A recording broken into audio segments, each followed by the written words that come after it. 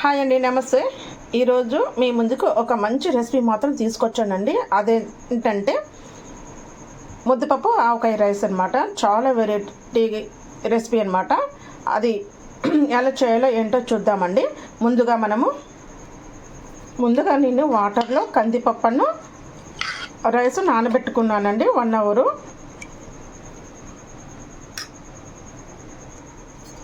నేనైతే ఈ గ్లాస్ తోటి ఒకటి బియ్యము, ఈ గ్లాసులో సగము కందిపప్పు తీసుకున్నానండి. అంటే సగం కందిపప్పుకి ఒక గ్లాసు నిండుగా రైస్ తీసుకున్నాను అనమాట.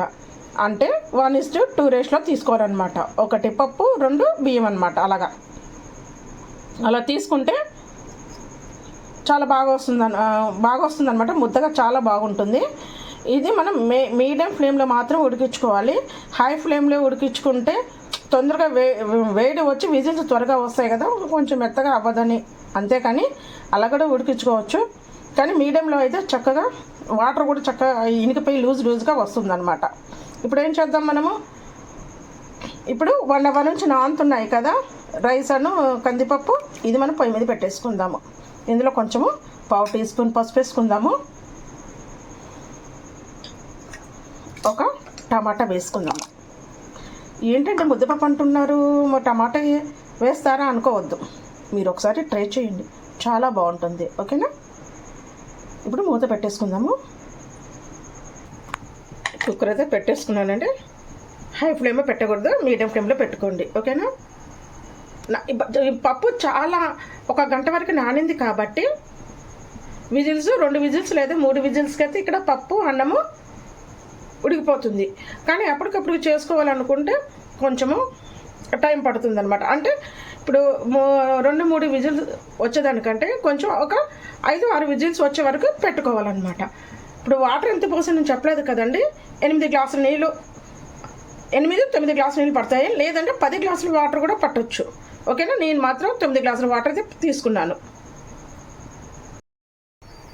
నాకైతే ఒక 3 విజిల్స్ వచ్చాయండి. 3 విజిల్స్ అయిపోయినాయి కదా. ఇప్పుడు చూద్దాము. అన్నం మెత్తపడుతుంది కదా, మెత్తగా అవుతుంది కదా అనే బాధ మాత్రం అక్కర్లేదన్నమాట. మనకి కావాల్సింది అన్నం మెత్తగా ఉండటమే. చూసారు కదా, అన్నం చక్కగా ఉడికిపోయింది, పప్పు కూడా ఉడికిపోయిందండి. ఇక్కడ వాటర్ ఉంది కదా అని బాధపడాల్సిన అవసరం లేదు. ఇలాగే ఉండాలి మనకి.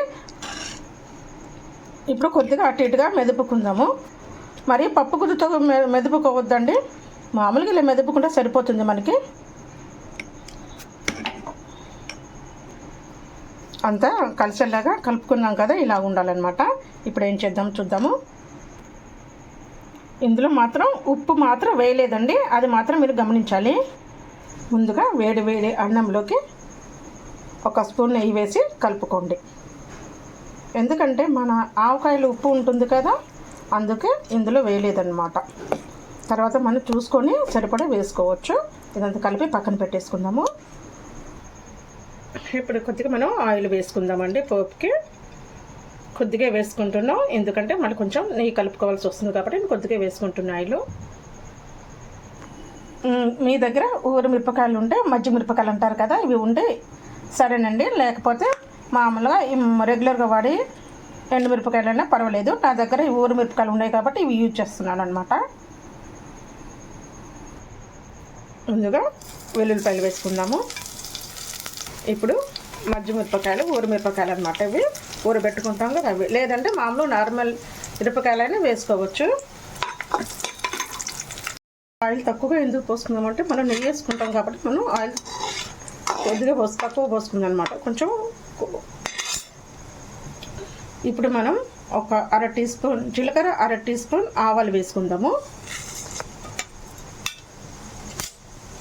దీంట్లో శనగపప్పు మాత్రం వేయట్లేదండి, మినపప్పు మాత్రం 1 స్పూన్ వేసుకుంటున్నాను. ఇవి చక్కగా వేగనివ్వాలి.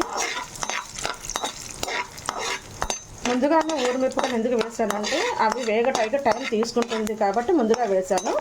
మామూలుగా రెగ్యులర్ మిరపకాయలు అయితే చివరిలో వేసుకోవచ్చు అనమాట. ఇప్పుడు కొంచెం కరివేపాకు కూడా వేసుకుందాము.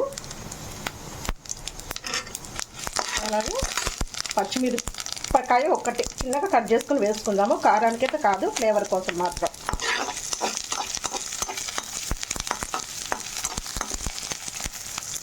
అంటే పోపు దినుసులన్నీ బాగా వేగిపోవాలన్నమాట.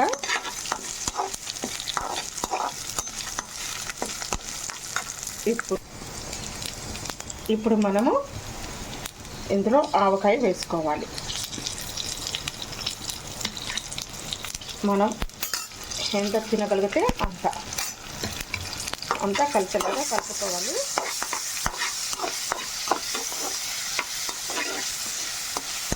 చాలా టేస్టీగా ఉంటుందండి. ఒకసారి మీరు ట్రై చేయండి. మీకు ఎలా అవుతుందో కామెంట్ సెక్షన్లో కామెంట్ పెట్టండి.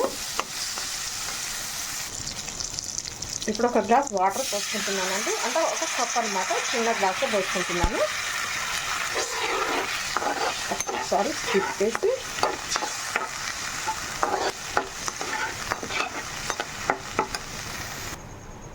ఇందులో మనము రైస్ వేసుకుందాము.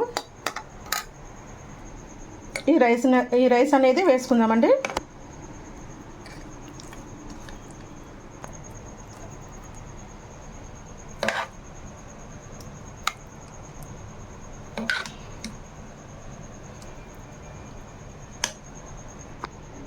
అంతా కలిసేలాగా కలుపుకోవాలి.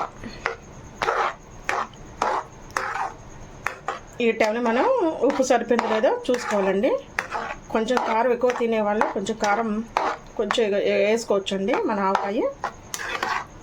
లేదంటే నేను చేసినట్టుగానే చేసుకోండి. చేసే విధానం టెక్స్చర్ వస్తుంది చూడండి. రావాలంటే కొంచెం ఆయిల్ పోసుకోవాలన్నమాట. మనం దీన్ని గుజ్జు వేసుకోకూడదు. వేస్తే భలే ఉంటుంది, చాలా బాగుంటుందండి. తప్పకుండా ట్రై చేయండి మీరు. మనం కొద్దిగా నెయ్యి వేసుకుందాం ఇందులో.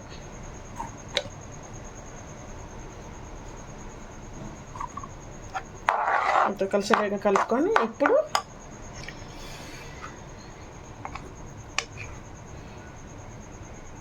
కొంచెం ఉప్పు అయితే పడుతుందండి, కొంచెం వేసుకోవాలి.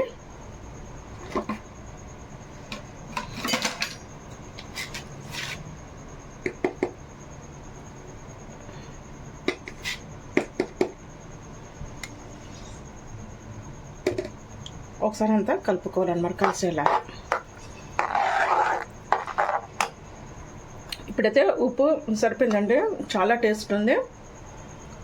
ఫైనల్గా మనము మీకు నచ్చితే, మీకు కావాలి అనిపిస్తే మన ఉల్లిపాయలు ఉన్నాయి కదా పైన చల్లుకోవాలి. వేడి మీద చల్లుకోవద్దండి, కొంచెం పంట కింద నలుగుతుంటే బాగుంటుంది. అలాగా ఓకేనా.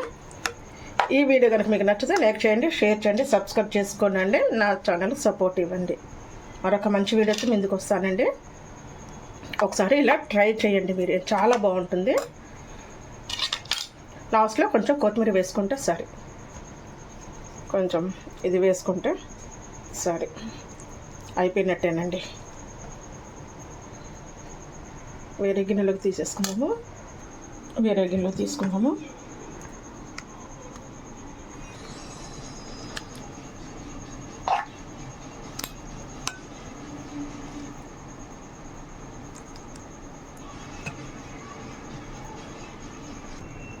ఎంతో టేస్టీగా ఉండే ముద్దపప్పు ఆవకాయ రైస్ రెడీ.